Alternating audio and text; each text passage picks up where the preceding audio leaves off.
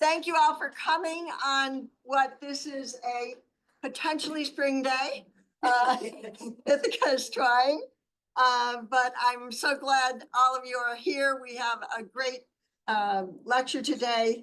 And I first want to thank you for coming and welcome you to the annual distinguished lecture in honor of Alice Hanson Cook and Lois Spear Gray.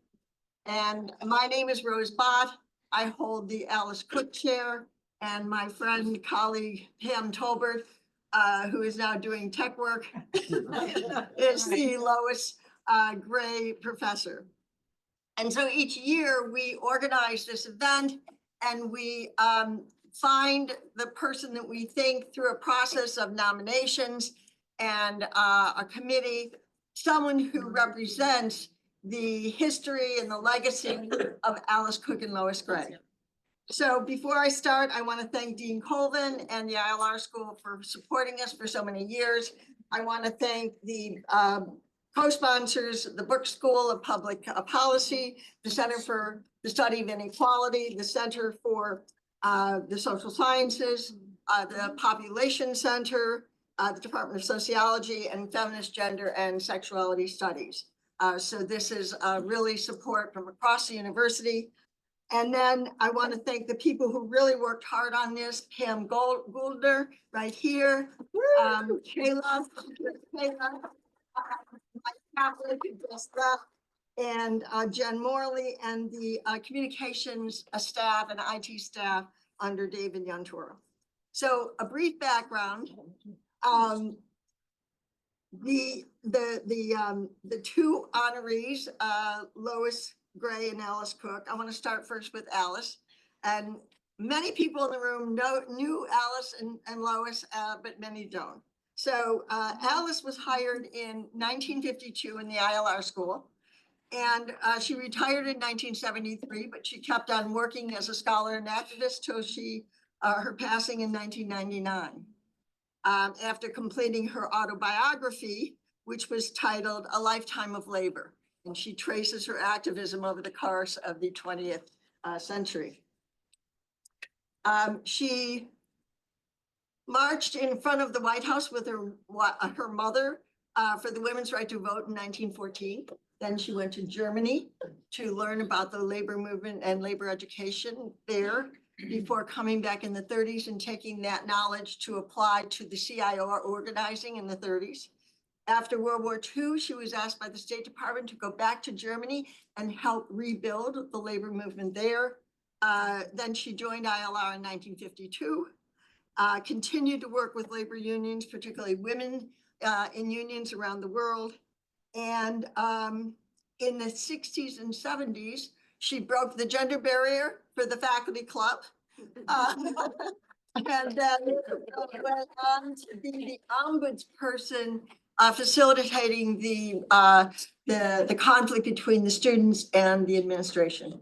So she has a tremendous legacy. And now I want to turn to Lois, who was hired by the ILR school in 1947 at 22 years old. She died in 2018 at 95 and was still going to the office in New York City and working.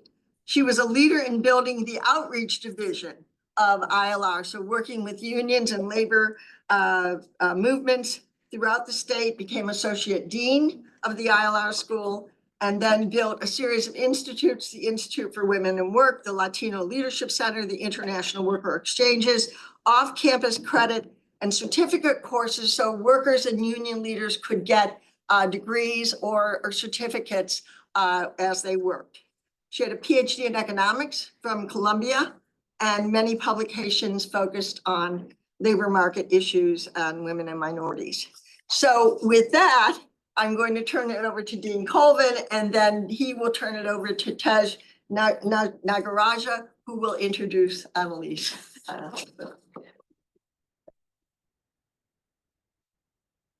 Thanks, Rose.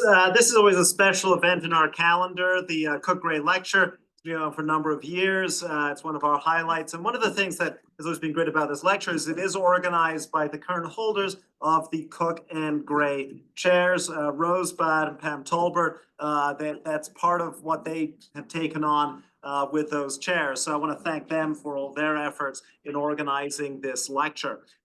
This is unique amongst our lectures in recognizing these two faculty members who are amongst the most long-serving and beloved members of our faculty. As Rose mentioned, they had distinct kind of roles and places in our universe at the ILR school. Alice Cook made enormous contributions on this campus, a labor historian teaching our labor history courses, but also very much an important part of our Cornell community and is recognized today with the Alice Cook House that a number of people are involved with and live in. So enormous contributions there. And then Lois Gray, very much representing and central to our outreach efforts around the state, our role as the New York State School of Industrial Labor Relations, connecting to the union movement in the state. She made enormous contributions, particularly the arts and entertainment industry, where she was a key person helping the labor relations industry in New York City, in one of our most important industries there. But the key thing I think about this lecture is it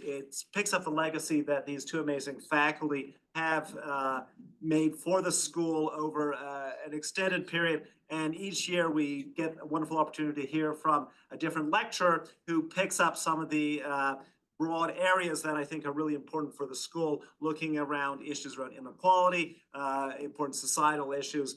Today we've got a fantastic lecturer, Professor Orleck, who's joining us from Dartmouth. I'm going to turn it over to Professor Tej Nagaraja, who's going to do a full introduction of her, but it's a real pleasure to welcome her to Cornell and to the ILR school.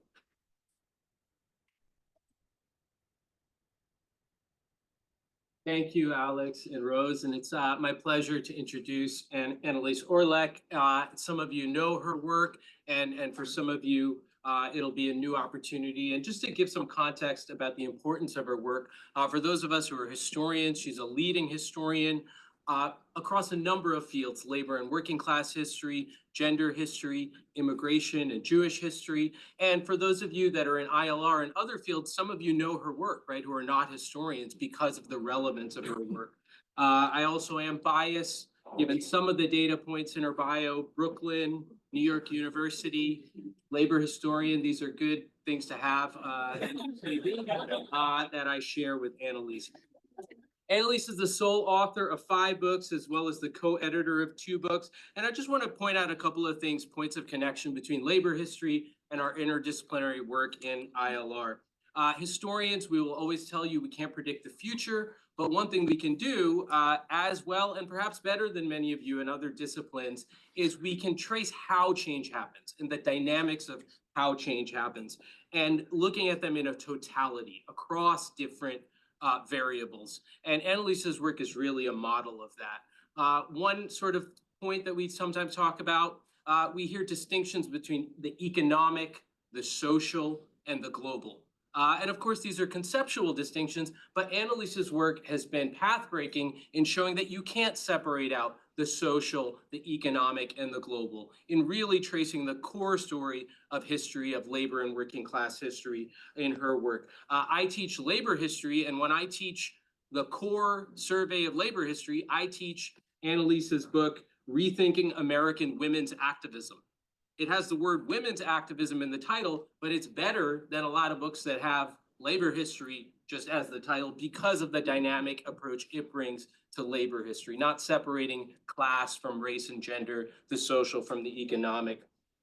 Another key work, and again, a work that many of you probably know, even who are not historians, is Common Sense and a Little Fire, which relied on archives from our own Catherwood and Keel collections. Really important collections for labor historians, really important collections for non-historian labor scholars, the Keel collection housed in affiliation with the Catherwood Library. And this work really traces that history that you're talking about from the 1910s to the 1930s to the 1960s, and that dynamic between top down and bottom up, policymaking and activist stories, structures of economics and politics, and real human stories. And once you read that book, You can't ever think of top down and bottom up separately, policy and activism separately. And her most recent book that we see up here, We Are All Fast Food Workers Now, really gets at the core of the link between working class struggles at the very local level in a global context, right? And not separating the local and the global. And particularly in this work and throughout Annelise's career, she has shown that link between rigorous scholarship and ethical commitment. That something is very at the core of the work we do, particularly as labor historians, where you can't learn about bread and roses, you can't learn about an injury to one is an injury to all as slogans, and then not have them affect your method and affect your research and your teaching and your service. And so Annelise, as a scholar of these books, as a teacher across history, women's and gender studies and Jewish studies, and in her public engagement, has really given us a model that's really a sort of benchmark for labor history, and I think the interdisciplinary work we do in ILR. So she's a really great fit to be in conversation with us here, and I think many of you have been lucky to talk with her, and we'll have a chance to, and this is gonna be a really great presentation, really timely for a historical perspective on very present day questions of our times. So thanks so much for being here.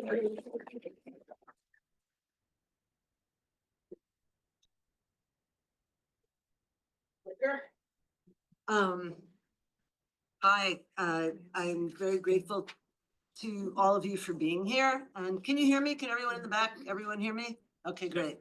And I wanted to especially thank Pam Geldner for working out all the details, Tej Nagara for inviting me, for nominating me, and then Rose Batt and Pam Tolbert, the Alice Hansen Cook Professor of Women and Work, that's great, and Lois Spear-Gray, Professor of ILR and Social Sciences, for all of your help, and for the great conversations that we had about what should be in this talk. So I ask you in advance to forgive me, there's a lot in this talk, and I'm trying to pull many different things together. I actually broke from my normal habit and wrote the talk, but very quickly I will probably abandon my notes and hope that it all hangs. If you get confused, by all means, ask a question. We don't have to wait till the end. So I'm honored to be speaking in the name of Alice Cook and Lois Spear-Gray, not only because they were, I believe, among the first women to teach here, is that right? Yes. But also because of their commitment to labor education, and Eugene Fleuron, who's kind of picked up in the Buffalo extension that labor education commitment is here. I really appreciate that. And I say this because the people I'm going to introduce you to in a little while in this global labor movement consider themselves labor educators. They are garment workers, farm workers, bakery workers, laundry workers. But everywhere I went around the world to look at that 2010s radical upsurge of I call it an uprising against poverty wages after 40 years of real wages falling in the era of neoliberalism. They all talked about needing to know whose shoulders they stand on, needing to understand how the past teaches us strategy, and that, you know, for people organizing, and this has never been more relevant in the United States than it is in this moment, for people who were putting their lives on the line organizing, how they strategized, found courage, and made some remarkable gains in countries like Cambodia, Bangladesh, South Africa, Mexico, and many parts of the world that I looked at when I was researching that book. I have to make a comment about Lois Gray having been here for 72 years, because I've been at Dartmouth for 35, and I feel so worn by everything, you know, including Dartmouth, but also the world and teaching and life, that I'm just trying to wrap my brain around what it would mean to be here for twice that long, and I simply cannot. So, but it is really a great joy for me to be giving a lecture and be at a place that honors radical old ladies. Thank you. I can't think of a lecture I'd rather give. And Lugene and Rose were telling me there's a very venerable tradition of radical old ladies in ILR. And so for those I know, those I'm not know, but those I know I'm speaking in honor of, and those I don't know, that's a wonderful thing. I want to say as a second thing, what a joy it is to be in such a labor positive place. It really feels wonderful and never more necessary than at this moment. So I want to think about the profound existential crisis that we face. Emma, I don't know if she's here, but there you are. Emma said to me this morning, "Are you going to just give your talk? Or are you going to address where we are?" And I said, "How could I not? How could I not?" Moments after I got here, I found out that a friend and comrade had been arrested and detained and going through what he thought was his citizenship hearing. And obviously all of you know about Mamadou Tall. Some of you are close to him. And so I think it would be irresponsible to pretend that higher education, that labor organizing is not, that our whole country is not in a moment of profound crisis. So this talk goes forward with that in mind, and we'll touch on that in a few places.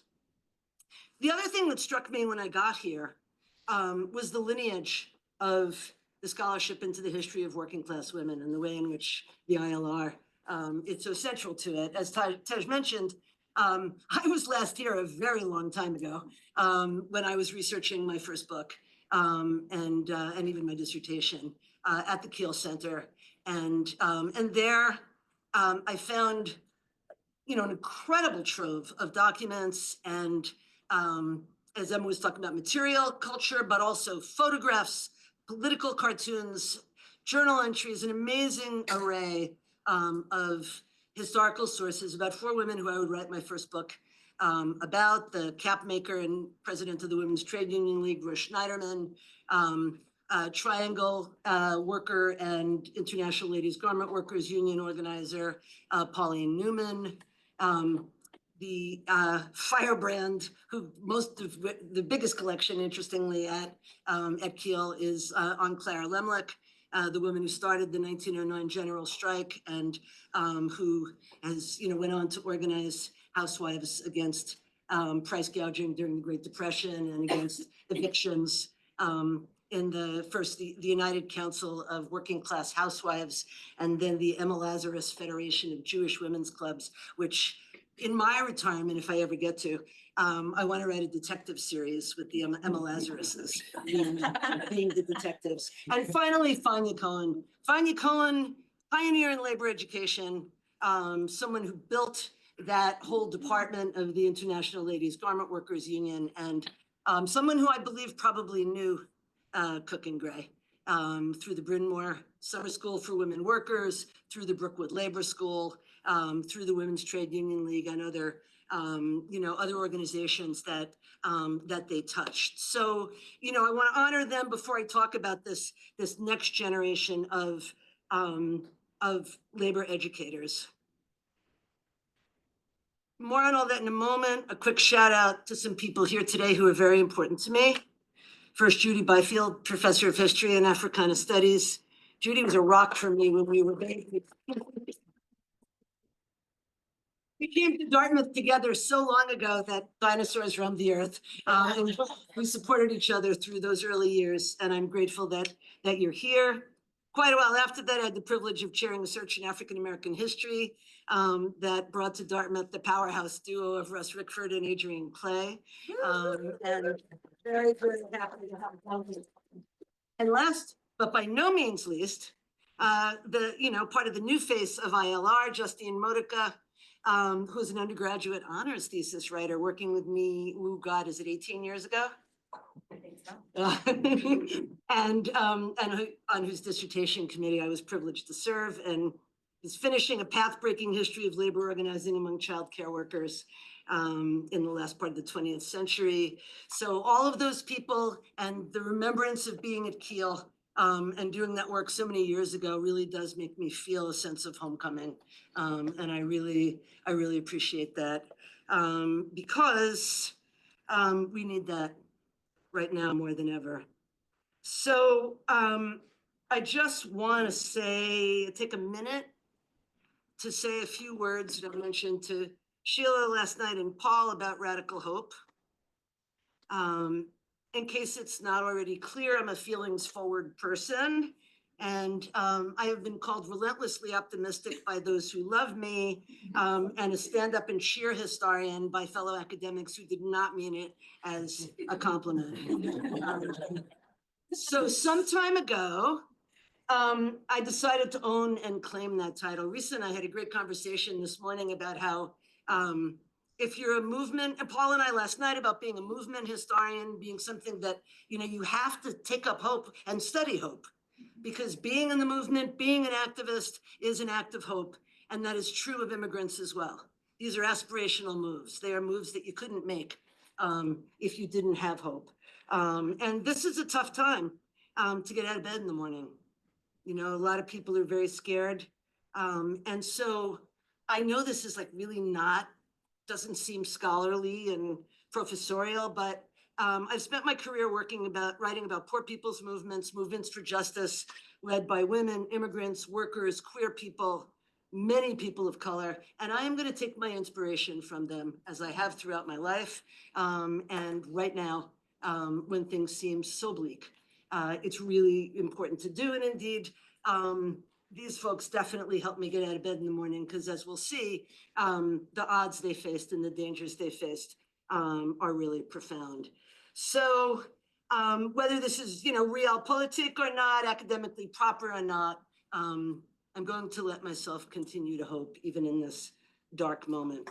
In this moment of organized government terror, with daily new assaults on democratic institutions and on our students, neighbors, and friends, it's all too easy for us to be isolated and immobilized by despair.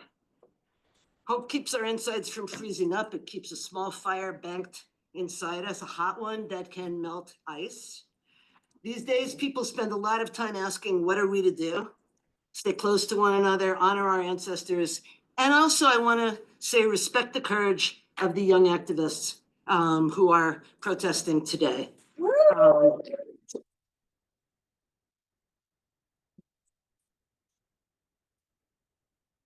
They have shown tremendous courage. They have not feared impact on their job prospects. Then they have not feared, though maybe they should a little bit, the calling down on their heads of state violence. As some of you probably know, I know whereof I speak, and that's not a small thing. And so I think, history takes on a different valence, right, when we're looking at it in this political moment. So just a quick one. Someone said, how do you get out of bed in the morning? And it's these guys, but also I like to keep the Vietnamese monk Thich Nhat Hanh close on one side to sustain a sense of calm in the face of danger that this descent into authoritarianism poses to us all. And Nina Simone on the other, ready to crank up out loud when I just have to give voice to my anger. But in the end, it's organizing that gets us through, because organizing builds community, right? And that's the strongest break against isolation. So I leave you with those words of radical hope. And then I want to move on a little bit to talk about that lineage of history. So, and also because I promised Rose that I would invoke Frances Perkins. Who, I gather you're all about to unveil a statue of, when is it, this spring? We did it in the fall. You did it in the fall. Okay, Frances, wherever you are, I see you.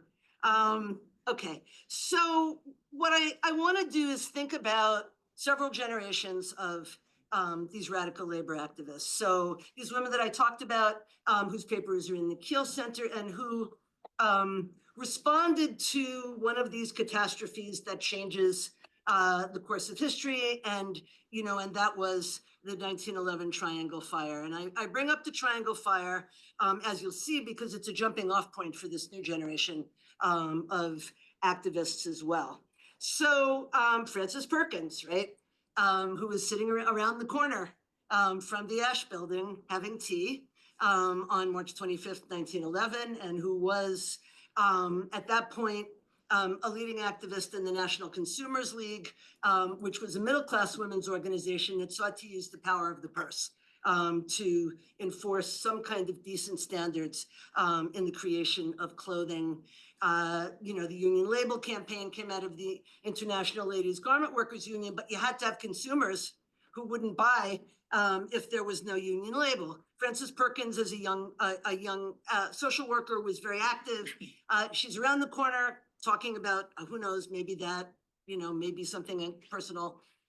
When the Triangle Fire broke out, she joined the thousands who watched this industrial disaster that was in no way unusual, right? It was an everyday occurrence in some ways in you know, industrial labor at that time, but it happened in the middle of New York City on a warm spring afternoon. It was then, as now, well, maybe LA is the media capital, but New York City gives it a run for the money. It was then the undisputed media capital of the country. And so the death of 146 young women, there would be, well, young people, mostly girls and women. There were a few boys and men, and then one more who died in the hospital, took place with everyone watching.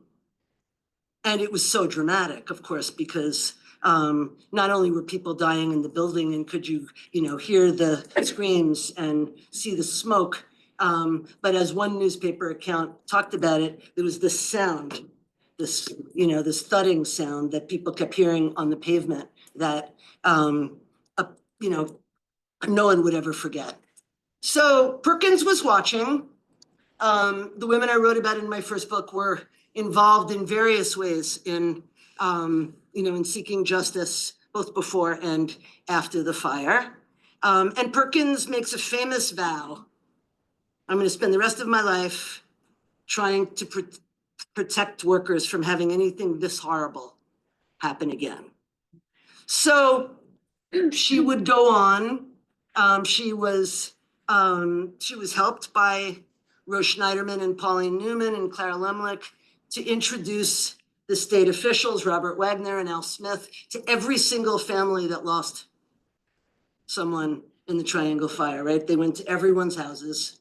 And what that did, they would later say, as you know, Smith establishes as governor of New York the first industrial commission, which Perkins is the commissioner, and they begin to establish a state infrastructure to investigate dangers in production. But he and Wagner would later say what Franklin Roosevelt would say when Perkins introduced Newman and Schneiderman to him when he was recovering from polio, that these conversations made it real. They humanized workers. Then as now, workers were constantly dehumanized. In the trial of the factory owners in the Triangle Fire, stereotypes of the girls were used to make them seem less human. More, the word bovine was used, right? A bunch of cows. So all of that raises a point that I think is so important right now, which is humanizing the people who do our work, humanizing immigrants in a way that makes what is starting, the regime that is starting to come down on them now, seem worth fighting. For Frances Perkins, before I move on from her, she would be, when Franklin Roosevelt was asked who the architect of the New Deal was, I know Dana Frank was just here to talk about Roosevelt and labor. So, and it's a history I know pretty well. She now knows it better. But Roosevelt would point to Perkins. And he'd say, you ask her. Fair Labor Standards Act, National Labor Relations Act, Social Security Act, unemployment, all of it, you ask her. So, so that Triangle Fire is a touchstone in that moment. And when I mention all of those laws, it's really important for us to remember that we may have to fight for them again. They're all in danger, every single one of them. Fair Labor Standards Act is in front of the Supreme Court very shortly. So that brings me to my next moment. Okay, this is part 2. Let's see, this little, try to do a few different parts. Thanks, Homecoming and Radical Hope. Okay, part 2, not 2011, but 1911. Okay, so I want to get back to that moment. So the Triangle Fire had its 100th anniversary in 2011. And I was asked to help a number of people to organize a commemoration at the Great Hall of the People in Cooper Union. And the Great Hall of the People was a very important place in the era of the 1910s. That was where the general strike of garment workers started in 1909, where Clara Lemlich got on stage and she said, "Enough listening to you old guys. I'm one of the young women who are suffering from the conditions you're talking about. I have something to say." Okay, so we decided to hold it there. And it's a very special space. Do you guys know that? Does anyone know that space? Yeah, you can feel the ghosts, right? You really can feel them. I love speaking there because they're all very, very present. So at that event, I was very lucky to be introduced to, okay, here's where we start to, Kalpana Akhtar. Kalpana Akhtar is one of the leaders. She's by no means the only one, but she's the one best known outside of Bangladesh of the very, very militant garment workers movement that has been endlessly active since at least 2006. Huge strikes, blocking roads to the ports where fabric is sent off, setting factories on fire, occupying factories, staging hunger strikes. And Kalpana began to think, they never cover us, and it's true. We get a little coverage in The Guardian, some of the British left papers, nothing here, nowhere. You never would imagine the scale of that movement. So she thought, the 100th anniversary of the Triangle Fire is coming up. Everybody knows about the Triangle Fire. And indeed, when I used to do teaching American history workshops before they realized that they were taught by people like me and they canceled them, I would have all these high school teachers come in and middle school teachers and say, students respond to the Triangle Fire so powerfully in middle school, in high school. Many of them are kids of immigrants and they relate to the stories because it feels like the work that their parents are doing. So Kalpana knew that this is something that might draw attention. So she came for the 100th anniversary. She had to get out of, she was in prison on a trumped up murder charge for supposedly murdering someone that the Chicasinas police had actually murdered. But there was enough pressure from unions around the world, and the Canadian unions in particular moved heaven and earth to get Kalpana out of there. And she came to New York, and she was wearing, they had these purple t-shirts, the Bangladeshi delegation, that had line drawings of the women of the 1909 general strike and that era merging into the garment workers of Bangladesh. And the shirt said, "Not one more fire." Because, as Akhtar made clear, fire was omnipresent in the lives of Bangladeshi garment workers. There were fires constantly. She said, everyone has lived through fires. There are, to the extent where, people have sort of religious rituals around them, where they have nightmares about them, where they have just fire is omnipresent. And she said, when we teach the Triangle Fire as labor educators to the workers in Dhaka, the garment workers, we don't teach it just as this terrible tragedy. They know the tragedy. They've lived the tragedy. By this point, Bangladesh was the second largest clothing manufacturer exporter in the world in the early 21st century. And so she said, what they see is a turning point, those laws. those protections, the fact that it was no longer acceptable for people to risk dying when they went to work in the morning on a regular basis. So she said there's a real hopefulness, ironically. So it was very, very interesting in terms of labor education, right? Because she went on March 25th, 2011, right? Exactly 100 years after Triangle burned, she walked up to the stage in Cooper Union in the Great Hall, and she echoed the words Clara Lumley had spoken in November 1909 when she had called for a general strike. She said, I am one of those whose lives are being talked about today, and I have something to say. And she began to talk about the conditions under which garments were made. She did this thing that she often does when she speaks in the West, in wealthy Asian cities. She asks people to look at the labels of the clothing on other people in the room. I said, everybody look at each other's labels. And she said, I can probably tell if someone was grievously injured or maybe even died making your shirt. So it was a very dramatic moment, but what she said would drive the book project that followed, which is she said at the end of all of this, in Bangladesh, it's not 2011, it's 1911. And it was really easy at first because the celebrations of the Triangle Fire had always been kind of triumphal, right? Every year, Frances Perkins and Pauline Newman and some of the women of that generation, as long as they were alive, and later younger generation labor union people would come to the Ash Building, off Washington Square Park, and they would talk about the bad old days, right? And how much better things are now. So that triumphalist narrative was shattered by all the people who walked on stage that day. Kalpana talking about the fires in Dhaka.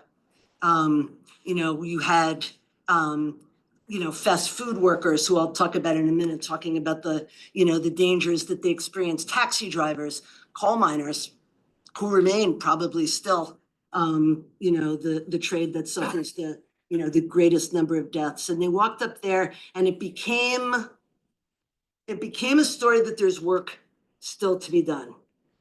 So, but I had to pay attention to what Kalpana said because I realized it was happening then and it's happening now. We are speeding backwards in time.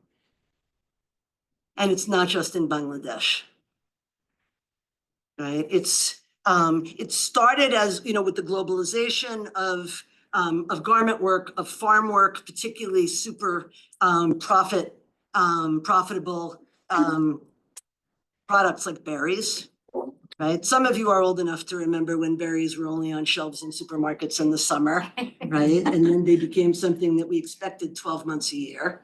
So the globalization of that, and the emergence of transnational corporations, like McDonald's and Walmart in particular with their low-wage employees, had reversed a lot of the gains, right, that the labor movement had made, both through struggle and through the kind of legislation that Frances Perkins helped to engineer.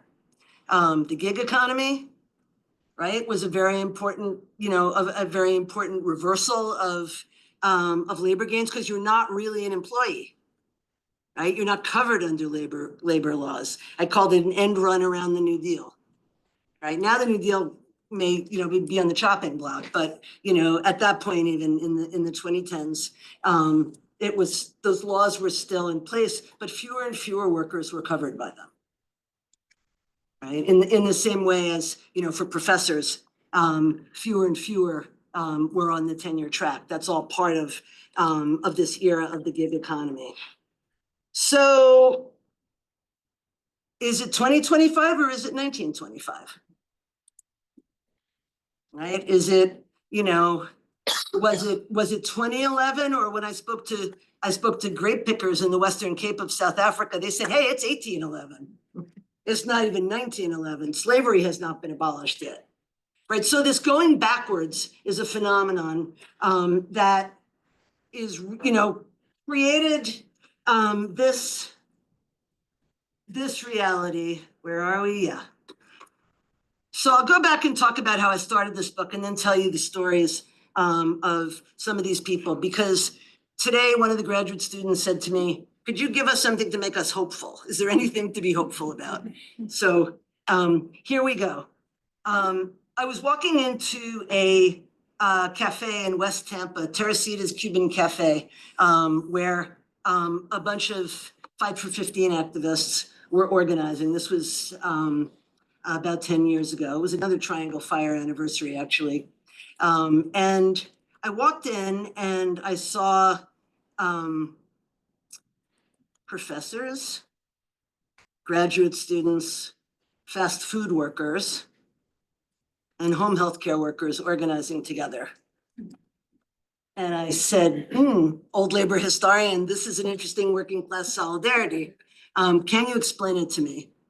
And Keegan Shepard, who is a history graduate student, said they try to tell us that our advanced degrees make us special, and that if we're just quiet and don't make too much fuss, we'll all get those tenure track jobs.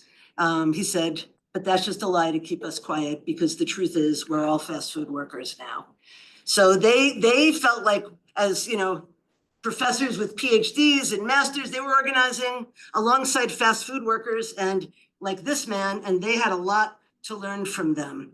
So this new world of going backwards, of globalization, of mass technology, which I'll talk about in a second, had also created a new kind of working class solidarity. And the next step on that working class solidarity was twofold.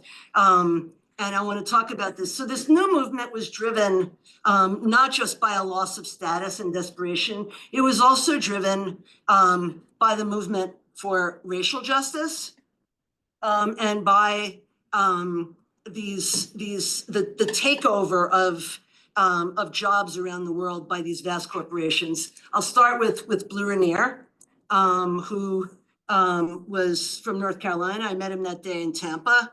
And Blue was a McDonald's worker. And Blue talked about a new kind of working class solidarity that he was experiencing. He'd been homeless. This was one of the phenomena that I encountered again and again interviewing all these working people across the country, right? That they were working full time and many of them were homeless.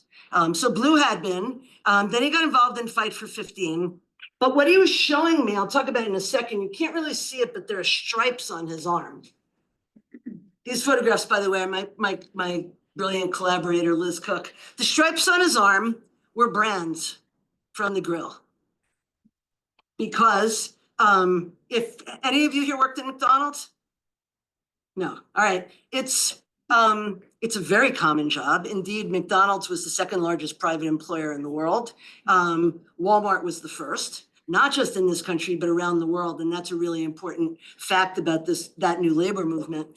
So Blue was branded because the architecture of these workplaces for McDonald's, there's no real place to turn around, and you have a 90-second turnaround time, right? Or you can lose your job. So he's got to turn around, to get the orders, and he was constantly branding himself. So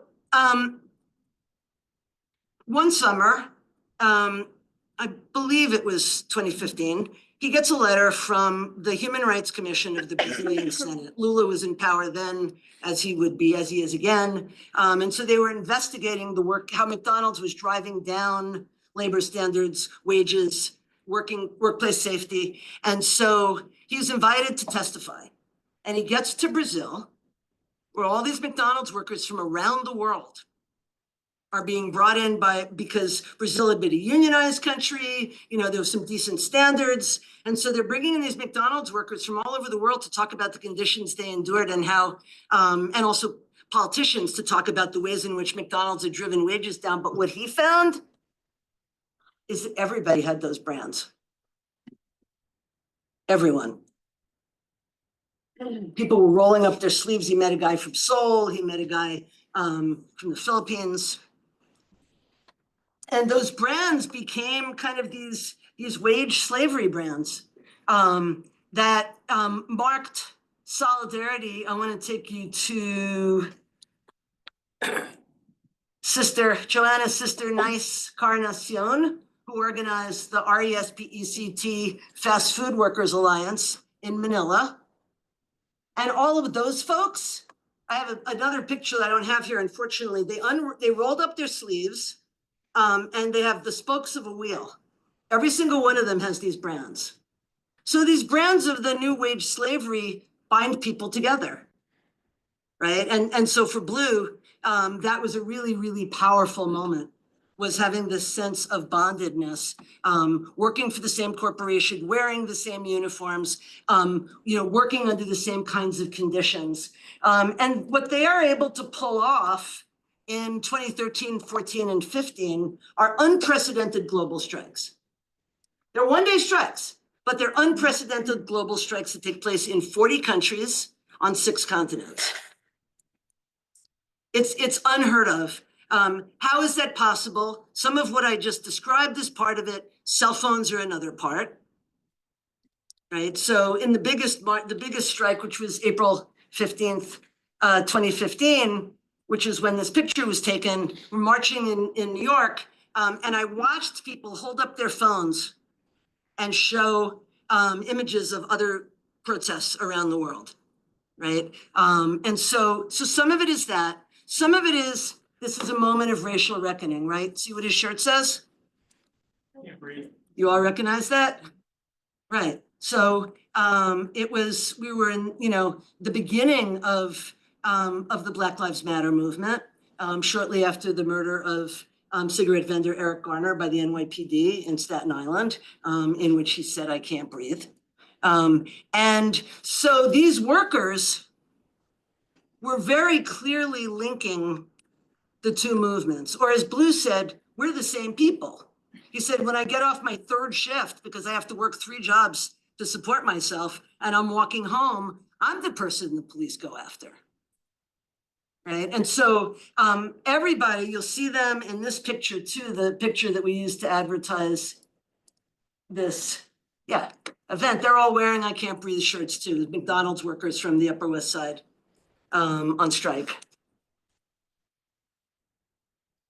So racial justice becomes a key issue. Respect is another word that I heard from around the world. You see it here.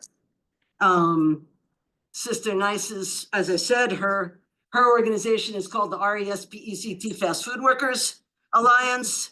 The Walmart workers, who are another very important part of this movement, Denise Barlage and Venanzi Luna, who led the first strike against the Walmart on US soil in 2012, also talked about it. They did a ride for respect from the West Coast to Bentonville, Arkansas, to the headquarters of Walmart.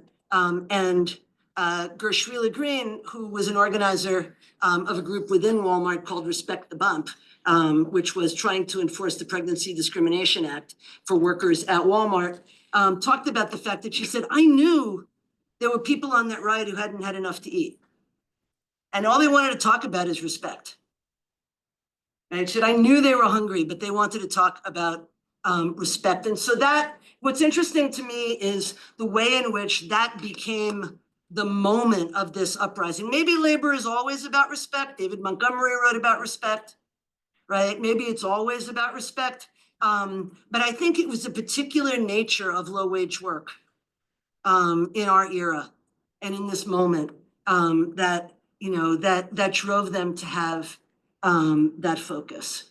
So a few more things. So we talked about racial justice. There's also gender justice involved. Everyone I interviewed from around the world, Sister Nice, these guys, Tarat Sok and Vunem, who organized the United Sisterhood Alliance, a union formation of garment workers in Cambodia, all talked about gender issues. Pregnancy discrimination, wage gaps, lack of representation of women in unions. So there's a racial justice component, there's a gender justice component, and all of this is part of this new movement that took place in the 2010s. There's some merging of large unions and non-traditional union formations. Here you have SEIU and the airline workers in the middle of all this, right? You have airlines, airport workers unionizing all across the United States. The 19 largest airports in the United States were unionized as part of this whole struggle. And when I asked Prince Jackson and Canute Drayton, these two men, what moved them, they said the kids, the fast food workers, right? Their kids in the shops, made them feel like they could do this. Now, airports were a whole new set of issues for organizing because you got 1 million people working in a lot of little different vendors, right? And so one of the things that had to happen in this new movement, and then, yeah, it's getting late, so I'll stop in a minute. It's another homeless worker from Walmart.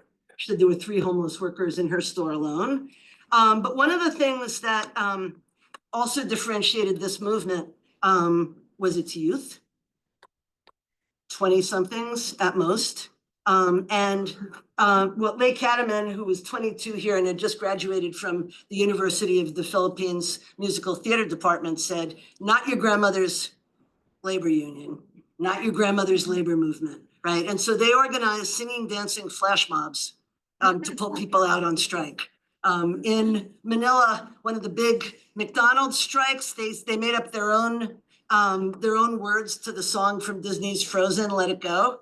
And they're marching, they're pulling people out of, from behind the counter, and they got this kind of conga line going through the streets of Manila. His literal job with Centro, which is the Philippines version of One Big Union that was pulling together, traditional manufacturing employees, but also, garlic peelers and squatters and fast food workers. They created something called Centro, One Big Union. His job was choreographer. Now there was cultural work. There was cultural work in the 1930s unions, but the publicness of it and the joy and the pleasure of it, and the way they protested, right? Blocking traffic in the morning, singing Katy Perry's Firework, and all of the joy of it is an important new part of this movement. Okay, so I give you a sense of those folks from around the world. The one I want to come now to at the end, people who are very much on our mind right now, and that is indigenous farm workers coming into the United States and around the world. This is Anastasia Lopez and her son Arsenio. They're Mixteco from Oaxaca, and the family has been coming across the border for generations in a formation that I think is really important for us to talk about now as we have ICE cracking down and arresting people and throwing them out, because they give lie to the fact that we don't have enough jobs for people who, to pick our food, right?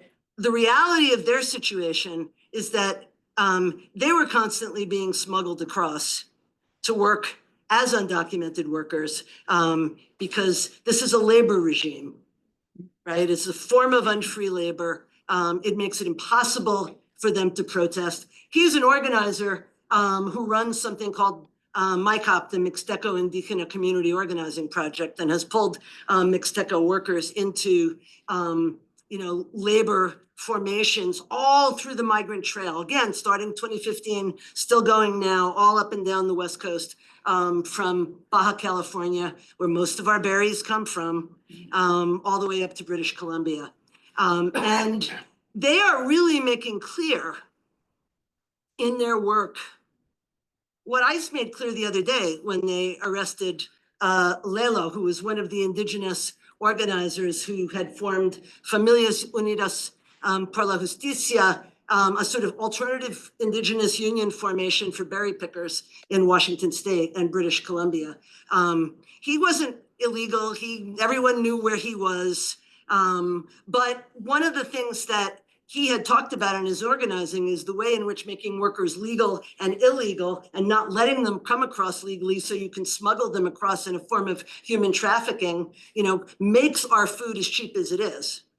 And has people working in unbelievable conditions. So one of the things that Lelo had documented was on these blueberry farms in Washington State, you had armed guards dressed in these fake immigration authority uniforms, right? So this man stood up anyway, Bernardo, and I'm not saying his last name because he has a deportation order still. Bernardo was tasered for trying to organize in the fields, and he was told, you will be, these guys work for the US government, they're gonna take you out. Now that's really happening. Right? Now that's really happening. And so I just want to say that it enforces a labor regime. And I'll make my last point now, which is about the crackdown on our campuses. Everybody who's being detained, almost everybody, is also in the labor movement.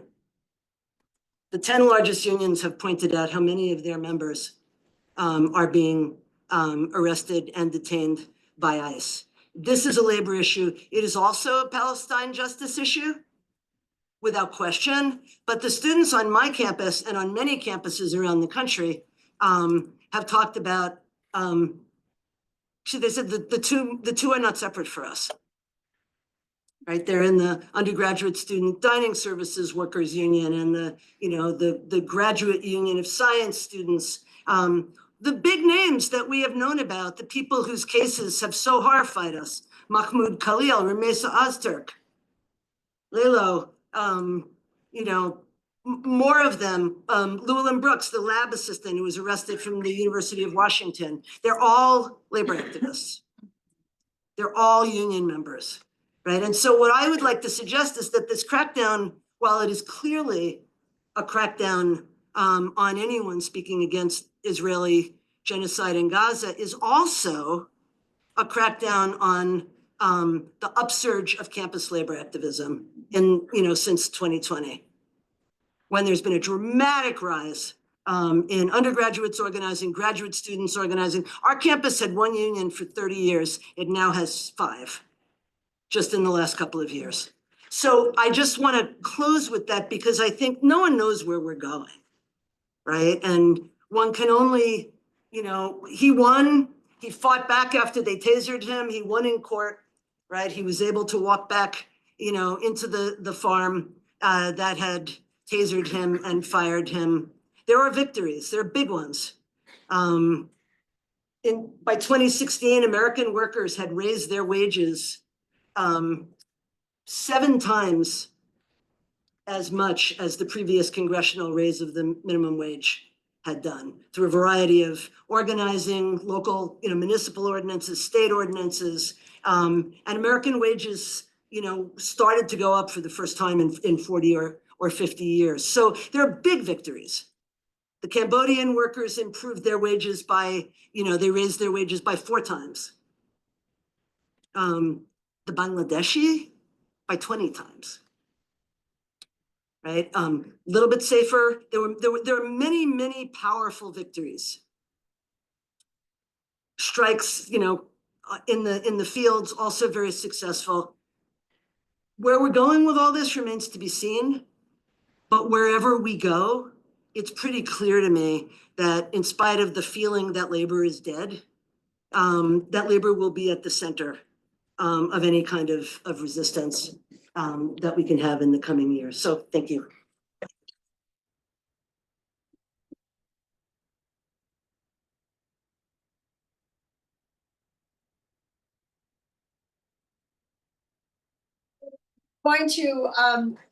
Would you like to answer questions? I mean, do you want to just call on people rather? Yeah, I can moderate here, but there are also people on Zoom. So, Right, so okay, okay, great. I'm going to moderate the folks on Zoom. Okay, And I'll let you answer. okay, hi. Hey, yeah, thank you so much for this hopeful and sobering talk about Rose.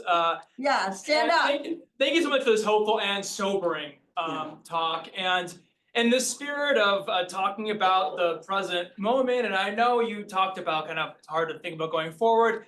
I'm just curious to hear your thoughts on going forward. I mean, the UAW is organizing a general strike for 2028, right? And It's a long time from now. no, that's my point exactly. I just, is that too late? And then, along the lines of sort of possibility, I just kind of wanted to hear your thoughts more generally about a general strike and its possibility to be widespread in the United States.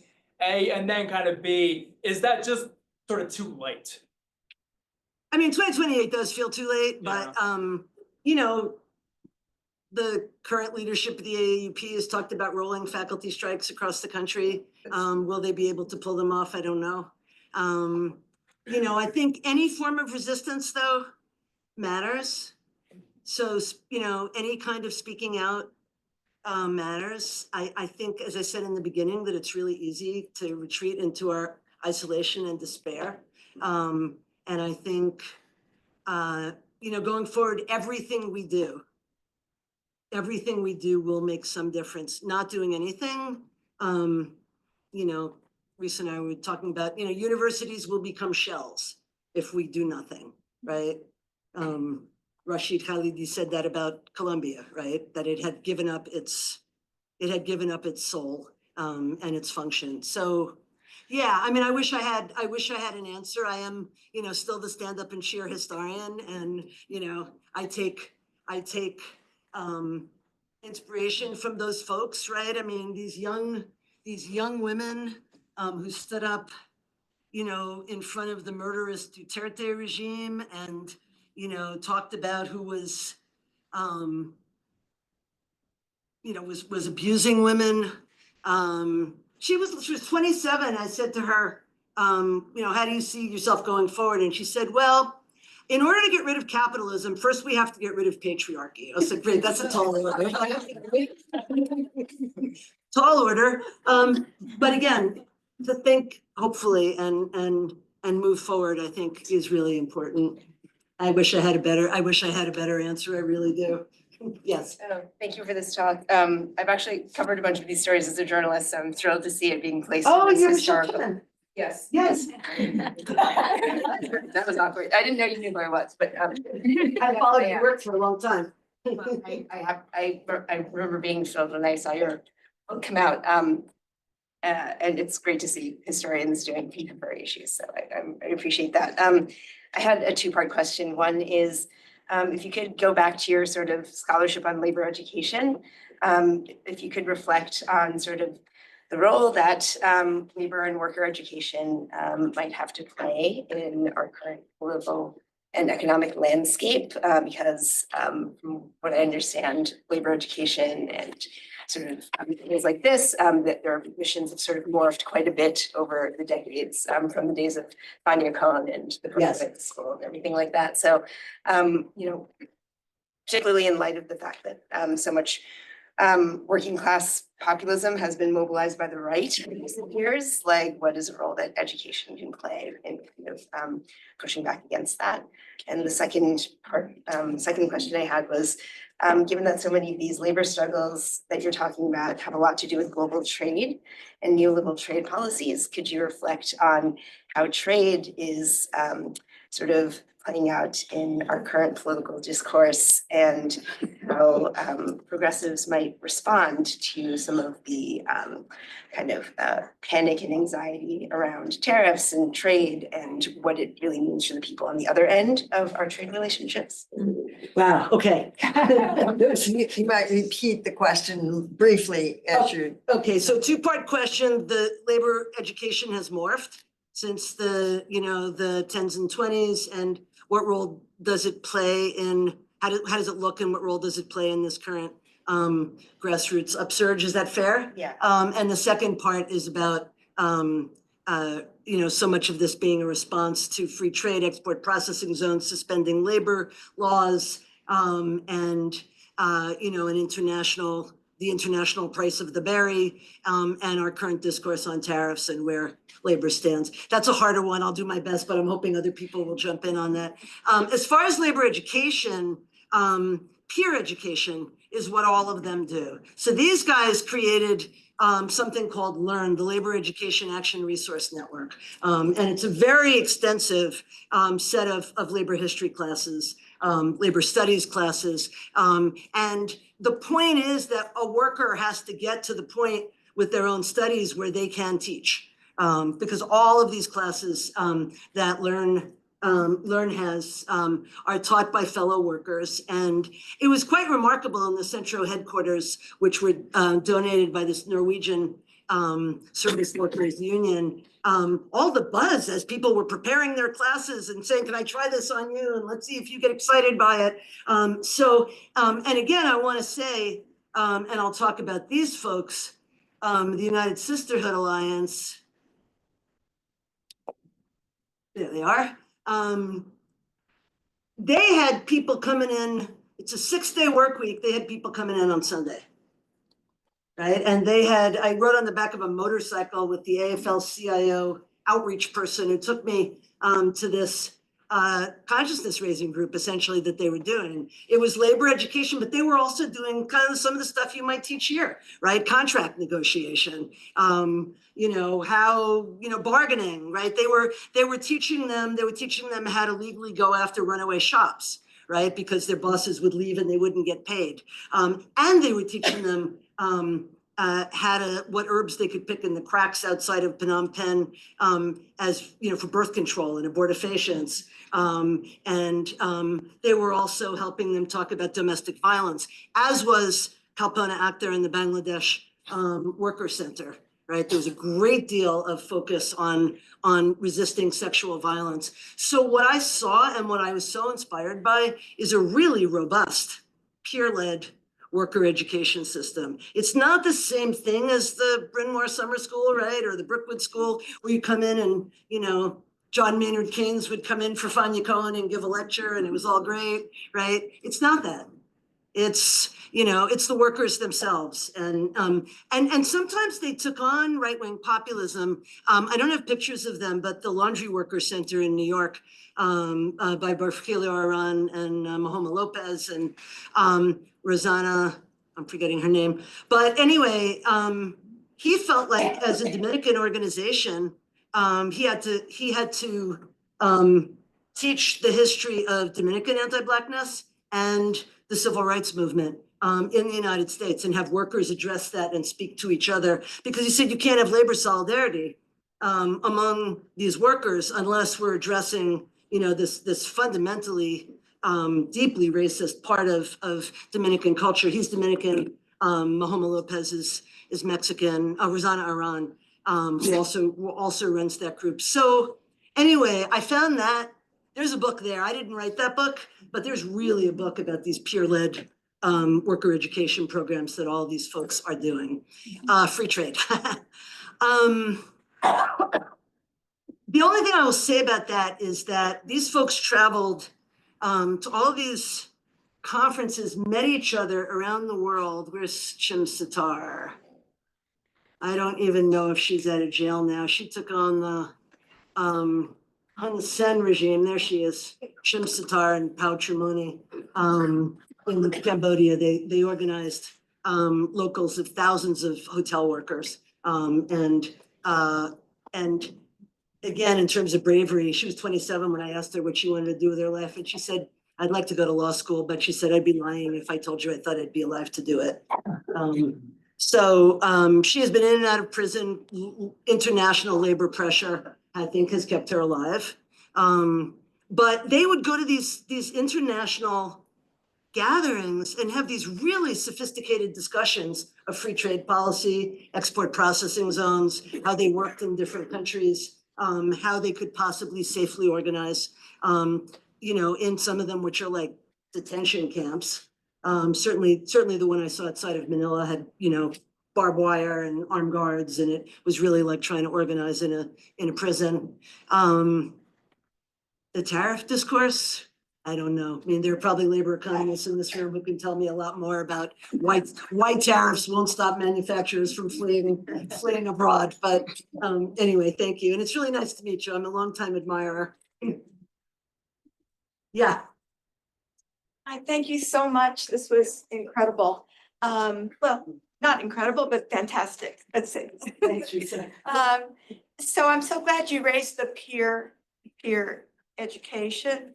At the Worker Institute in ILR, which is located in New York City, that's very much a part of the educational process. And there's the Nanny We Rise program. I don't know if you know about that. It's fantastic. And so the Worker Institute has been involved in that for years, along with community organizations and labor organizations and worker centers. And one of the things that I think is so interesting about that is the link between the individual and the collective, and how working collectively enables people to individually find who they are. Yes. You know, and that kind of interaction between the two. And so, you know, I thought it would be great to hear you talk about your observations in terms of the work you did about the individual and how they change, how the collective changes. And then also, another thing that I think is so important is that issue of fear. How do people overcome their fear? Yeah. And what does it mean to take a risk? And what makes people take risks when the kind of smart money is on keep your head down? And that's true on campus. Yep. It's true, you know, in fast food restaurants. It's true in textile mills. It's true everywhere. So that issue of fear and how people get over it would be, I think, really important for us to think about, and I'd love to hear your reflections on that. I think some of those consciousness raising groups are really keyed into that. Virgilio Aran talked about what it meant for an undocumented person to march, right? You know, when some of those marches in the mid-2010s on New York City streets. And he talked about that process, right? Of, you know, everything that they had to go through with this aspiration of a better life for their family, all the risks just of leaving and of coming as an undocumented person. And then, but then to be able to walk in the street. And he said debates like whether or not they would tell anyone their name. You know, just the most profound kind of self-identification, identity development kind of work. So, you know, I just think about, it's so intense to imagine what is happening in those consciousness raising groups and in those peer education groups. But I think, you know, you're right that for any kind of organizing and in certainly any moment in the labor movement, and students on campuses now being willing to speak out, everyone's scared. I think those kinds of groups are really helpful. This sense of having, you know, having the support, and all of them, the garment workers talked about it, right? What it took when these women would come in on, you know, Sunday after working 6 days, and they were talking about trying to bring suit against an employer who'd left, knowing all the garment workers I met in Cambodia had the same scar from being hit in the head with a rock. It was in the same place because they would try to kill them. And so they all had the same, you know, so the fear that it was involved in going after those employers was horrendous. But also going after violent husbands, you know, all of it took just tremendous courage. And it's very moving to imagine them together working through this and to see them. I mean, I had a translator because I certainly don't speak Khmer, but, you know, to see them together doing this, I don't know if the translator gave me the full extent of it, but it's very profound, and it's not something we think of as labor organizing, right? It's not something we think of as part of the process, but it so was. It so was that consciousness raising, you know, Kalpana Akhtar talked about it with the Bangladeshi women, right? What it took, you know, to finally admit that they had been assaulted, and, you know, to get a sense of the solidarity of the other people in the group. So yeah, it's so moving. It's so moving. And again, if, you know, we're all afraid now. You know, my students are certainly afraid. I'm not vulnerable compared to other people, but I'm afraid after what they did to me. So, you know, I think overcoming fear in this moment is, yeah, it's very relevant, and seeing what all of them did, and, you know, thinking about Chim Sitar, you know, and all the years she spent in prison between the time I interviewed her and now. Yeah, it does give me hope, and you know, I'll stop there. Well, I want to see if there maybe is one more question or, yes, Justine. This was great. Thank you so much. Thank you for being here, Justine. I wonder if I'm curious about how the activists that you talk to from all over the world were thinking about the question of the role of the law as a tool and how much they invested hope in that tool, given their, connections, it seems, to the American labor movement. And we saw the law, as something that people had a lot of hope in, labor activists in the teens and the 20s, in the 30s and the 40s, and then that gradually eroded in terms of its possibility, and employers have pushed back and ignore the law, and they do fine. And that was the advice of all these, union busting PR firms. So how do you enforce safety? How do you think about these types of questions in the context of when you're thinking transnationally and thinking about what can you do? Do they rely on the law? Do they think about it as an effective strategy? How does the national context shape that? They did a lot of work with law. A lot of them talked about International Labor Organization conventions and worked to get their countries to pass them, and then tried to enforce them. They worked on UN conventions. There's an international organization of farm workers called Via Campesina, and they have been working to get a UN convention recognizing the rights of people who work the land. So there's kind of a remarkable degree of faith in the law, as hard as it is to pass these conventions. And it's a lot of work, because once the UN or the ILO passes it, then they have to get the country to adopt it, and then they have to see that it's enforced. But I was impressed that one of the most interesting legal victories were the fast food workers in the Philippines, because Duterte was allegedly a leftist, right? And so they were able to get through the legislature a law that said, like, I interviewed one guy who'd been working at McDonald's for 7 years, but every 4 months, which is when you'd become an employee under Philippine law, they transferred him to a different McDonald's. So they were able to get a law passed remarkably through the Philippine National Legislature that said, if you've been working for a company for 4 months, no matter what branch you work at, you have the rights of protection under the law. So very interesting. They absolutely tried to use the law, in every way that they could. And now that we currently have a federal administration that doesn't seem to see the need to abide by the law, but I think, even now, I mean, it's a good parallel, right? Even now, people are trying to use the law in whatever way they can. So, but again, the sophistication of these activists and how they use the law blew my mind. They were really, really, really thoughtful. Thank you so much. Thank you all.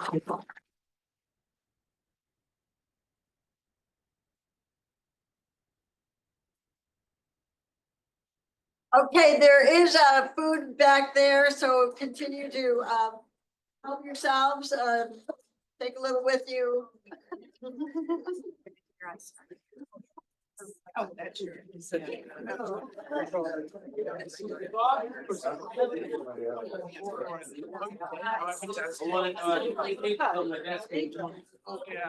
Double space.